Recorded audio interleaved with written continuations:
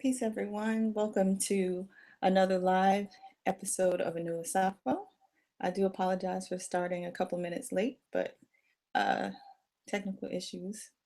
Um, I think I've pretty much gotten it straightened out. So we'll go ahead and go straight into the clip.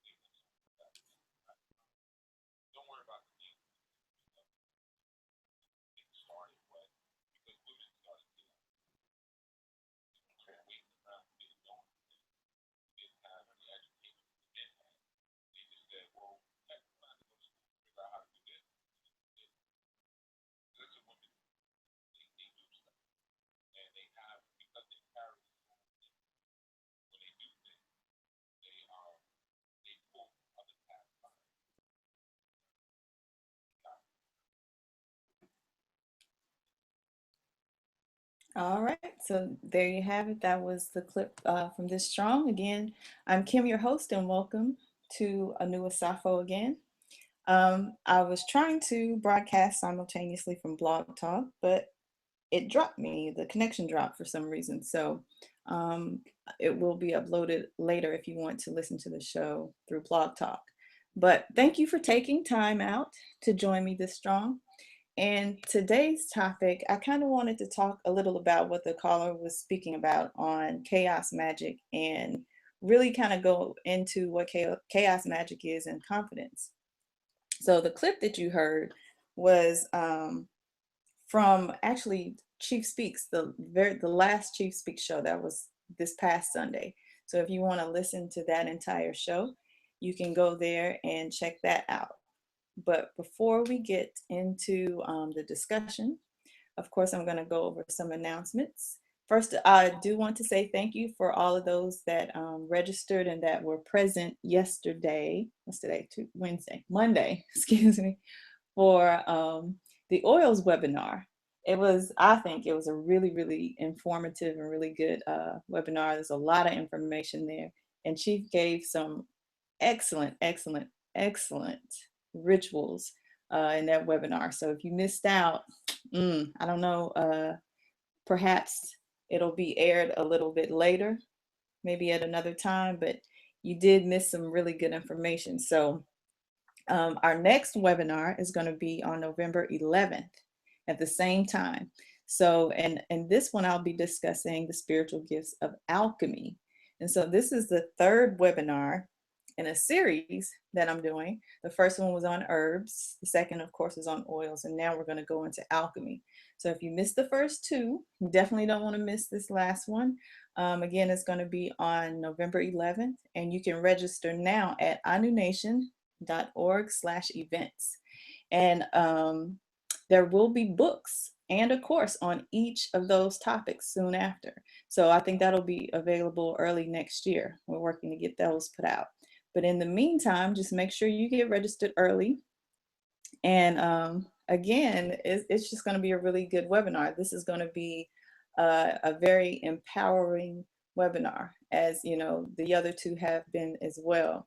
So like you've already always heard me say, Chief is not trying to have a bunch of followers or people worshiping him. These are all webinars and information that are there to empower you so that you don't need him so much, you know, or that you don't need to go to someone and spend money to see, you know, how you can affect change in your life. So these are some really good resources. So make sure you get registered for that. Make sure you check our websites regularly because we're going to start having monthly webinars. So we're going to have a topic each month that kind of goes in deeper into some of the concepts that Chief goes over in the shows and in the course, the actual training course. So make sure you just go to anunation.org/events and see what's going on for that month. These webinars are all held through the internet, so you don't even have to leave the house. You know, you can just access them from your home. Make sure you keep up with all the YouTube sites. We have a lot of those. There's Arisha Yoruba, ANU Nation, Enlightenment and Transformation TV, Sadulu House, Yuya Assaan-ANU. All you have to do is really kind of type in his name, or you can just go to Enlightenment and Transformation TV. And the reason for this is being that all the shows are going to start being broadcast from YouTube starting November 1st.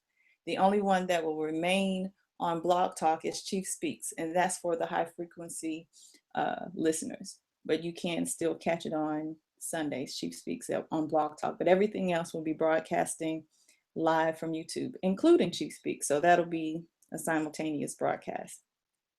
Some of our websites are anunation.org, saduluhouse.com, Osiris Life, and Alpha Omega Store. Now, if you just came from the webinar and you're wondering where you can get those supplies that we spoke of during the webinar, or if you just need some spiritual or ritual supplies, you can go to our online botanica. It's alphaomegastore.com, and you'll find what you need there. If you need more help, I guess you could say, you can go to osirislife.com. If you need to be in touch with Chief, or you need more readings than, than usual, you need to go to Osiris Life to register for those services. Seduluhouse.com is where you can sign up for the priesthood training. So if you're interested in actually, trying to understand some of these concepts and do this on your own, I would definitely suggest that you sign up for the class. And then the other courses that we're going to offer are also going to be on that website. So ANU Nation is like the hub website where you can figure out everything that's going on, but also go to Sadulu House. That's the school component. Okay. So I'm going to take a quick break for some more announcements, and then I'll be right back with this Strong's information in this clip.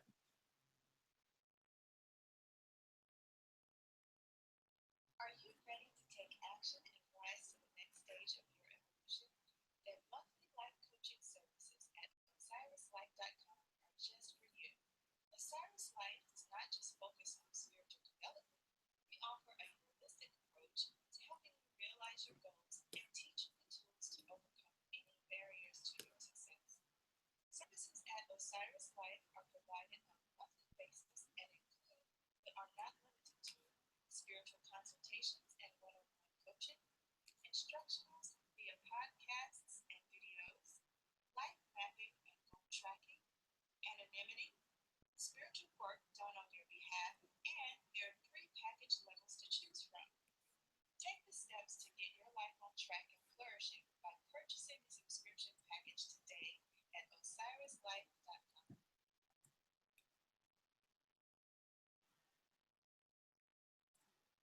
We invite you to share in the power of good by becoming an ANU Nation sponsorship partner.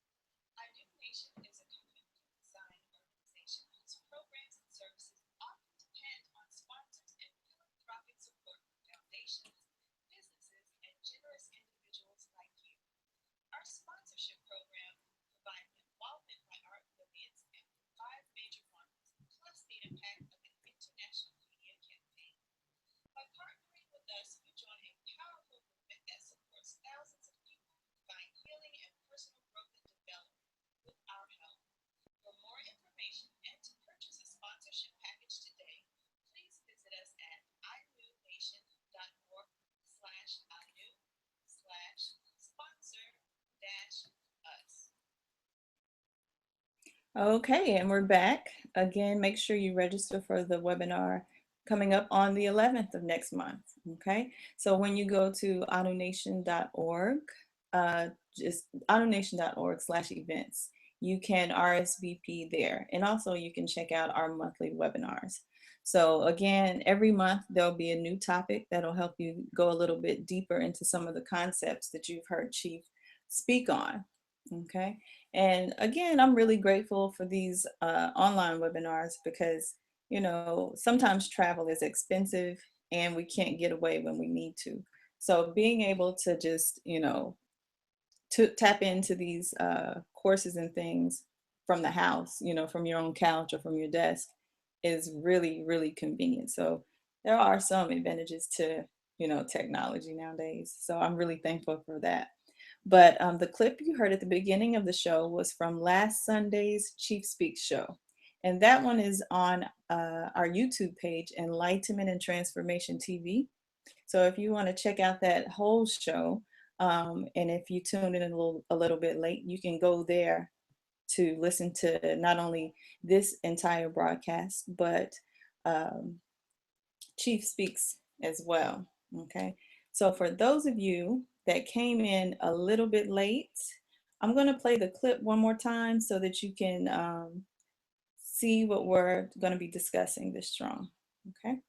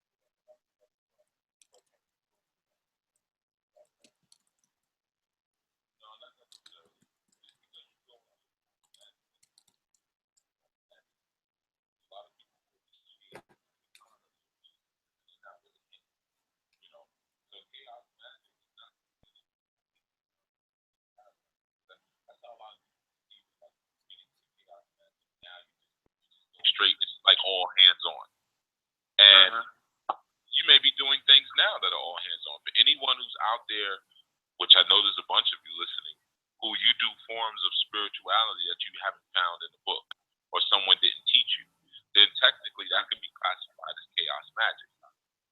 You know, but now obviously there's different levels of chaos magic. You know, chaos magic is, you know, really it's feminine magic. You know, it's that magic that moves the masculine principle of linear and logic thought out of it, and it goes right on to hands-on experimentation. You know, so we all do that at different levels all the time. You know, you don't necessarily, you know, don't worry about the names and stuff all the time, because people always want to classify and quantify things and put them in a certain box so that they can be, again, like I was saying earlier, so they can be produced. You know, but sometimes you're already doing that stuff. Man, now I would say this: you're not ready for that. You're far from that, and I can tell you now because of the type of questions that you ask. That don't even worry about chaos magic just yet, because it will get out of hand. It will get out of hand very quickly for you. You need to keep working on just your biggest demon is your lack of confidence. Every question that you call in about is always related to the same thing: a lack of confidence. So if you deal with that first, then you'll really be able to see how much magic you already have inside of you. You already have a lot more. That's what you don't need. Okay, let me get to this. Let me get that. You don't need to get into a bunch of this. You already have a lot that's in you already, just by the profundity, by the vividness of your own dreams that you have that you call about. We already know that there's a lot of magic inside of you, but you lack the confidence to really grab hold and move forward what it is that's being presented to you. So don't even worry about chaos magic or white magic, black magic, yellow magic, red magic. Because I'm telling you, it's all different kinds of magic. There's a lot of different classifications of magic. Intentional magic. I mean, I could just go on. There's color magic. There's candle magic. Water magic. You know, and the thing is, you're probably doing half of those already without even realizing it. That's what chaos magic is.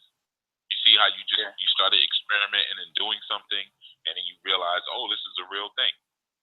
That's chaos magic. See what I'm saying? You're already doing some of this stuff. Don't worry about the classifications and the names. And people are always trying to do that. You get your confidence to the point. The best thing that you could say to yourself whenever you do anything is say, my magic is real. My magic is powerful. When I was a teenager and I used to do work, I used to say that all the time. Like, even when I was just walking down the street, to reaffirm that to myself. But I would say that's when I was dealing more with Udum back then. But so I would always say, I am a powerful Ugan. My magic is powerful. My Wangas work. I'm a powerful Ugan. My magic is powerful. My Wangas work. And I would just keep reciting that phrase all the time, you know. And then eventually, like, I can't remember the last time I've said it. You know, I give it to my children to say, you know, but eventually that became the only reality for me. Yeah, my magic works. Yeah, I'm powerful. That's it. Now that we've gotten over that, now let's get to the work. Okay. You see? So that's your biggest thing that's on your back, man. It's a lack of confidence. But don't worry about the names of these different stuffs and everything, or who you think started what, because women started chaos. You know, women waiting around who didn't know anything, who didn't have the education that the men had. They just said, well, heck, we don't have to go to school to figure out how to do this. And they just did it. Because that's what women do. Women just, they do stuff. And they have, because they carry the soul's imprint, when they do things, they pull from other past lives. You see? Which is a chaotic experience. Okay, so we're back, and that was again a clip from this past Sunday's Chief Speak show. And the caller had a question about chaos magic. Now, of course, you know, when Chief gives when he gives advice, or if a caller has a question, like, some of his answers go into so many different directions. That's why it's important that, like, if you call in and you get your question answered, to go back after the show ends and listen to it again, because there's so much information just in the answer that he gave. But I'm just going to pull out a couple of points from it, from what he answered. And one was about chaos magic. So if you're not familiar with this type of magic, I'll give you a quick rundown about what it is. First, of course, the name itself, chaos, implies that this type of magic like has no particular order or rules, so to speak. You know, chaos, as we know, means complete disorder, you know, according to many dictionaries. But in Greek mythology, we know, of course, we know that has some African influence. It means the primal void. So, you know, that definition is in closer alignment to what I'll be speaking about today. Now, we know when speaking about a vast void or darkness and disorder, that we're talking about the feminine energy. So just like, you know, Chief said in the clip, chaos magic is really female magic. But chaos magic really focuses on results more than a documented kind of step-by-step method to obtain a certain outcome. So it's more centered on doing, you know, doing whatever it takes just as long as it works. So when I think of chaos magic, of course, I think of things, you know, women do and have done to get whatever it is they want or need. And there, you know, there really is no formula or rule book. You just do whatever to get it done. Kind of like, you know, a by any means necessary kind of vibe. But for instance, like if a woman's ever been in a situation where she didn't have, you know, a ton of money or a lot of food in the house and had to feed her family, you know, she would find that there may be only, you know, just a few items in the pantry, but with love and a little magic, you know, she made that one can of, you know, a couple of cans of whatever it was in the pantry or whatever into like a meal that could feed everybody. So to me, that's kind of what chaos magic is. And it's not just limited to women, you know, men do it too. You know, you can give a man a roll of duct tape and a screwdriver or something, and he can repair anything in the house, you know. But chaos magic is really just you doing your own thing. It comes from like blending other forms of magic and just doing what's effective.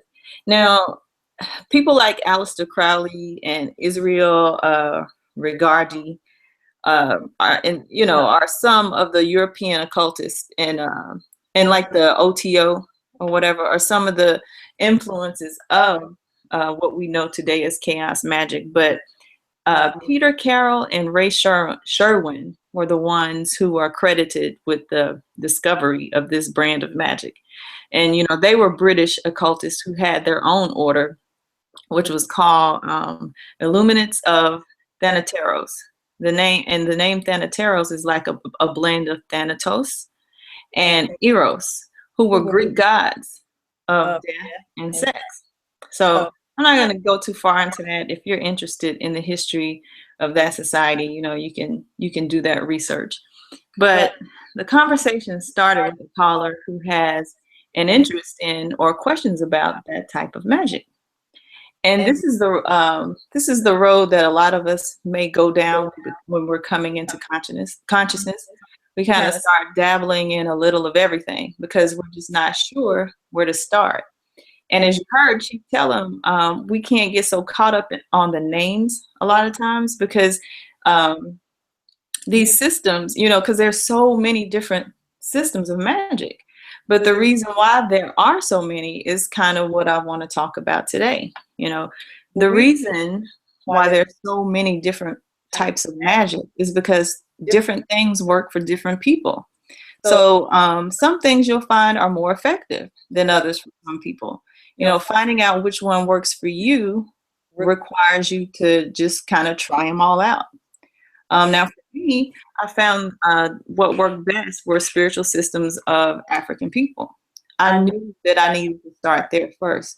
And there are so many different ones, you know, but I started there first because I incarnated as a Black woman in this life. So I knew that that had to be very significant. So I started to kind of look at my life and experiences through that lens. And I always look for, you know, African roots in whatever I studied. And I studied, you know, a lot of religions, philosophies, and spiritual systems, but the most effective that I found thus far has been the ANU spiritual training. And that's because chief teaches you like the underlying root of all indigenous African systems. And it's like, once you grasp those concepts, you can kind of move around to different African systems. And you'll find that the only differences are mainly just, the languages and the names that they use. But I'll tell you a little bit about, my experience with going through these different systems. I always had an interest in magic, but my first system, so to speak, was voodoo. And mainly because my family has roots in Louisiana. So there were a lot of stories that I would hear, from different family members as a kid that kind of piqued my interest. But I couldn't find much information on it. And there was, a little bit of fear around it because, no, I didn't know anyone that really openly practiced it. And it was, of course, it's demonized, but, it's feared and respected, but demonized nonetheless. And, that in itself is kind of funny to me. And it reminds me of a conversation I had with some friends, a few years ago when we were discussing voodoo. And it's so funny because people are just, people are terrified just by the mere mention of voodoo or hoodoo. If you say like, I'm a Christian or I'm Jewish, no one really cares. They pretty much see you as just being harmless. Like, but I remember one of the people in the discussion saying that, if you're a Christian, nobody gets scared. They don't fear you, because they know you're just pretty much harmless. But he was saying that all they're worried about is what time does Walmart open? That's a little harsh, but it was funny at the time. But, it's just a pretty harmless, it's just a pretty harmless religion to, to the masses. But if you run into someone who says they practice voodoo, it's kind of like, uh-oh, you get that look. And, I know that this is like a conscious audience and you probably don't watch much TV, right? But I was watching this show called Black Ink last week, I believe it was. And there was a couple on the show that it was a Black couple that went to a Lukumi priest. I think it was a Lukumi priest. But anyway, the woman suggested that they do this, that they consult this priest before they decided to get married. And so her fiance, he had no idea who this guy was or anything.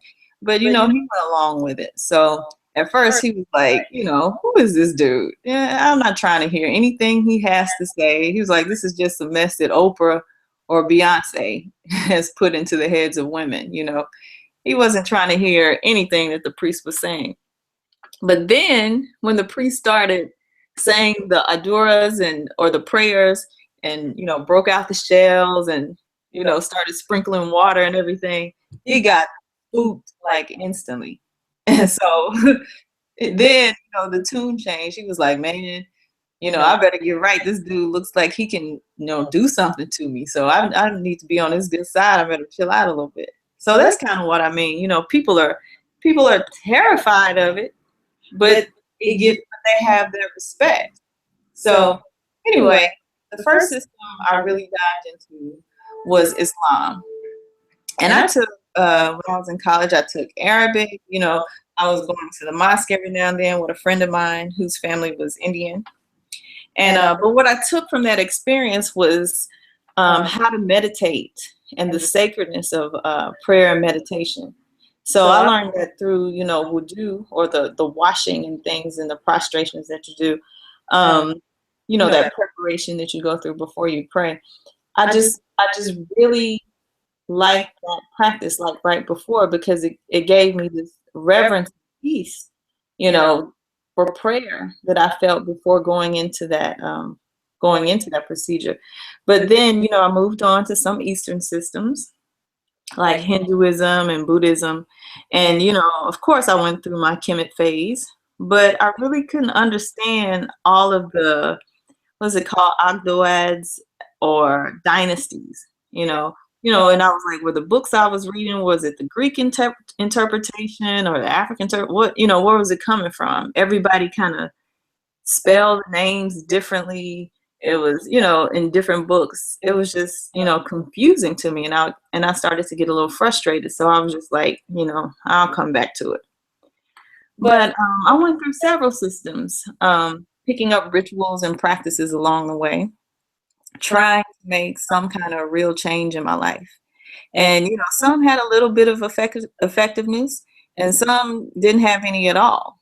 You know, neither of which was enough to make me stop and say, you know, okay, this is it. This is the one. This is the one I'm going to commit to. You know, I have to think that it was, you know, when I think back, I just have to think that possibly it was a cultural thing. You know, these systems were just foreign to my DNA makeup.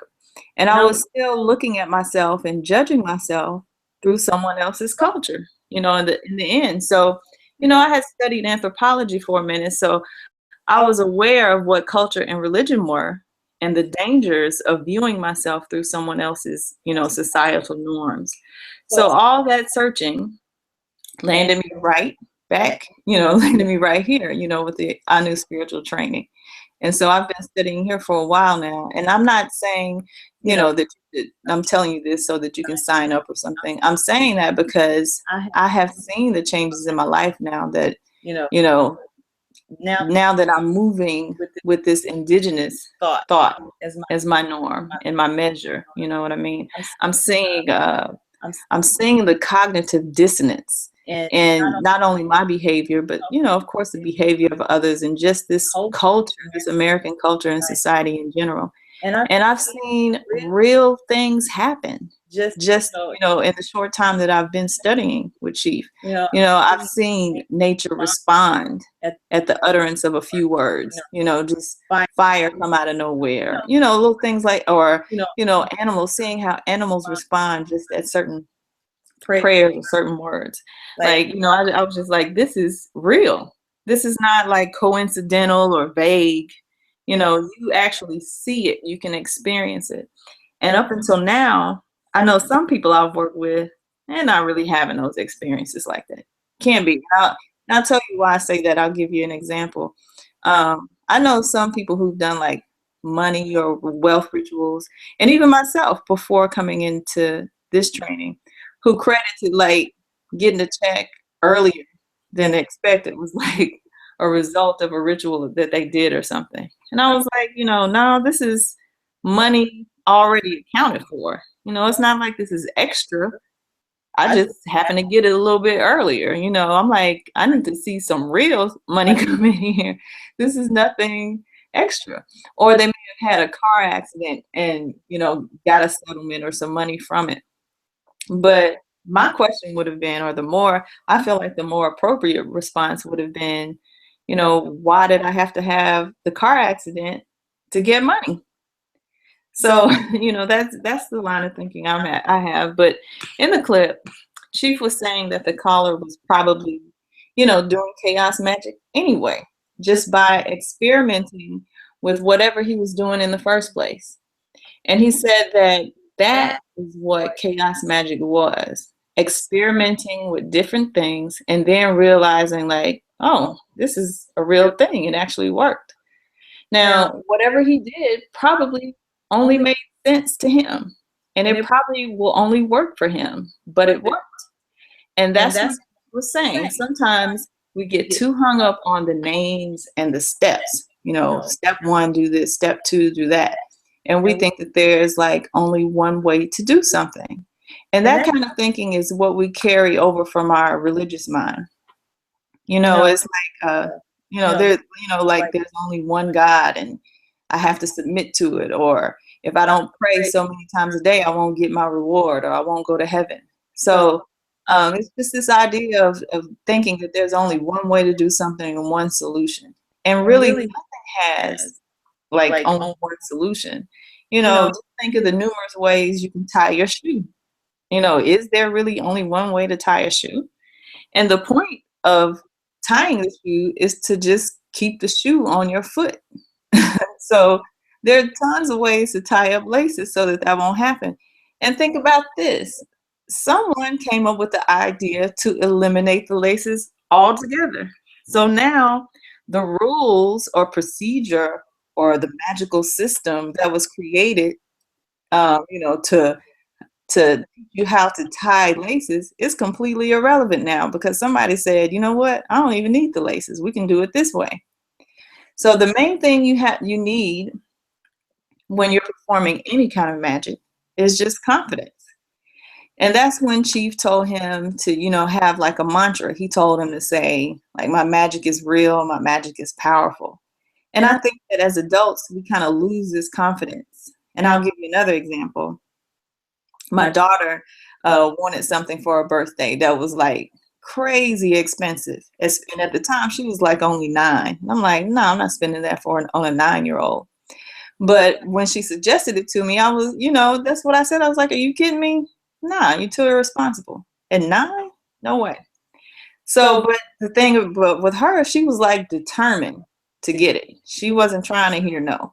So she started kind of formulating her own little ritual. You know, the things that she did was like she talked about it just incessantly to everybody all the time. I don't care what the conversation was about. She found a way to work it in. And every time, you know, we would leave the house, she would make me stop by the place so she could show it to me. You know, she was like, can we go in? I just want to look at it. And she did this with everybody, not just me. So whomever she was with, was it her dad or my parents or whomever, aunts, uncles, cousins, she would take them by there. So what she was really doing was just making sure that the gift had the potential to come from anywhere or anybody. You know, sometimes when we do magic, we only think of it coming from one source. But, you know, she made it so that it could come from anybody. So another thing she did was like she used to cut out pictures of it.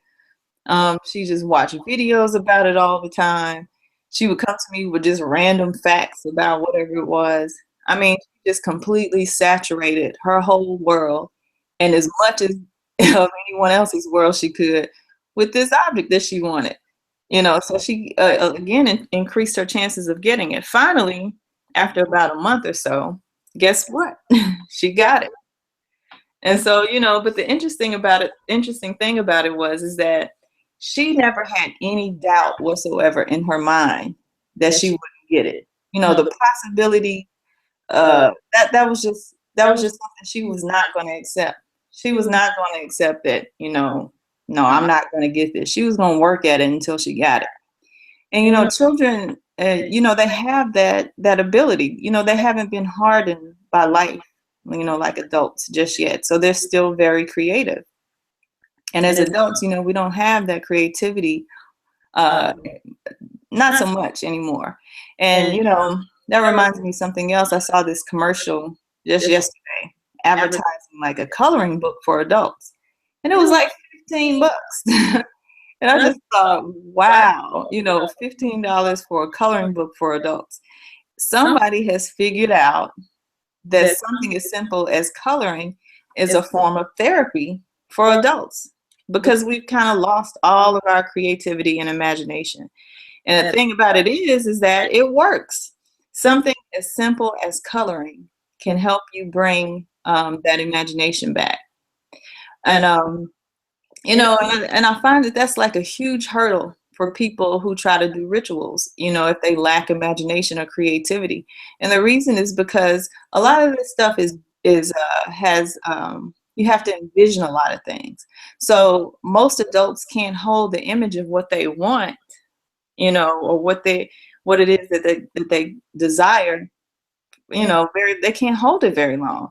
I think about maybe 10 seconds or something, as long as they can go without, you know, other thoughts or doubts kind of creeping into what they're doing. So, you know, there's no focus.